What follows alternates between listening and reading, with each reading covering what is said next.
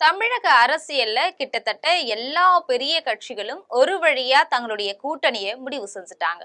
அந்த வகையில தேமுதிக இன்னமும் தன்னுடைய முடிவை அறிவிக்கவே இல்லை. கடந்த 3 மாதங்களுக்கு முன்னாடியிலிருந்தே கடலூர் மாநாட்டுல எங்களுடைய முடிவை அறிவிப்போம் அப்படின்னு பிரேமலதா விஜயகாந்த் சொல்லிட்டு வந்தாங்க. அதன்படி கடந்த 9ஆம் தேதி கடலூர் மாநாடு நடந்துச்சு.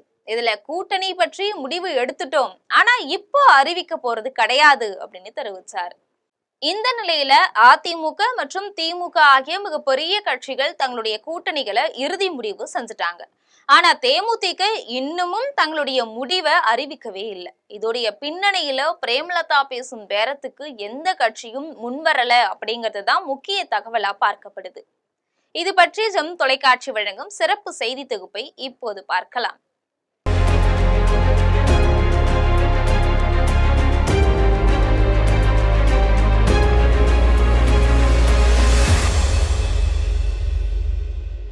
விஜயகாந்த் மறைவுக்கு பிறகு அவருடைய மனைவி பிரேமலதா விஜயகாந்த் தேமுதிக கட்சியை வழி நடத்திட்டு வராங்க. வர சட்டமன்ற தேர்தல்ல கூட்டணி தொடர்பா அவரு கடந்த 10 மாதங்களுக்கு முன்னாடியே பேச்சுவார்த்தைகளை தொடங்கிட்டாங்க. அதிமுக, திமுக, தமிழக வெற்றி கழகம் இப்படி 3 முக்கிய கட்சிகள் கிட்டையும் அவரு பேச்சுவார்த்தை நடத்திருக்கிறார். அதிமுக கூட்டணியை பொறுத்த வரைக்கும் தனக்கு அன்புமணி தலைமையிலான பாமகவை விட கூடுதலா தொகுதி ஒதுக்கணும் அப்படின்னு கேட்கிறாங்க.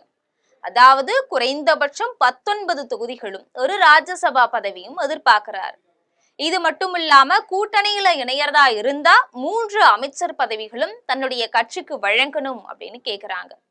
இது தொடர்பா அதிமுக சார்பில் பேசும்போது 7 தொகுதிகள் ஒதுக்கி தரதாகவும் ராஜ்யசபா எம்பி பதவிக்கு வாய்ப்பில்லை அப்படின்னும் அதே மாதிரி அமைச்சர் பதவிக்கு வாய்ப்பில்லை அப்படின்னும் சொல்லியிருக்கிறாங்க. இது மட்டும் இல்லாம தேர்தல் செலவுக்குரிய பணம் பாரதிய ஜனதா கட்சி மூலம் தரப்படும் அப்படின்னு சொல்லியிருக்கிறாங்க. இதுக்கு உடன்படாத பிரேமலதா விஜயகாந்த் திமுக சார்பில் பேச்சுவார்த்தை நடத்தினாங்க. திமுகவை பொறுத்த வரைக்கும் தனக்கு 15 தொகுதிகள் ஒதுக்கி தரணும் அப்படின்னு, தேர்தல் செலவை பார்த்து கொள்ள வேண்டும் அப்படின்னு 2 அமைச்சர் பதவிகள் தரணும்னு கோரிக்கை வச்சிருந்தாங்க. திமுகவை பொறுத்த வரைக்கும் 7 தொகுதிகள் ஒதுக்கி தரதாகவும் தேர்தல் செலவுல பாதி பணம் தரதாகவும் பேச்சுவார்த்தை நடத்தப்பட்டு இருக்கு. அமைச்சர் பதவிக்கு வாய்ப்பில்லை அப்படின்னு சொல்லியிருக்கிறாங்க. இதுக்கிடையில தமிழக வெற்றி கழகத்திலும் பிரேமலதா விஜயகாந்த் பேச்சுவார்த்தை நடத்தி இருக்கிறாங்க.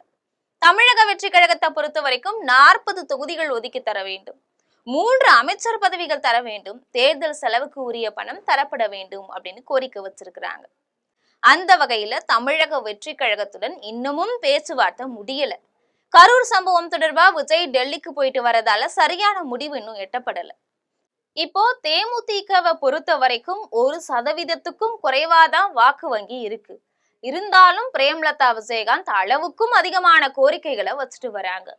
தேர்தலுக்கு முன்னாடியே இத்தனை கோரிக்கைகளை வச்சா தேர்தலுக்கு பிறகு இன்னமும் நிறைய கோரிக்கைகள் வைப்பார் அப்படின்னு கட்சி மேலிடங்கள் பயப்படுது.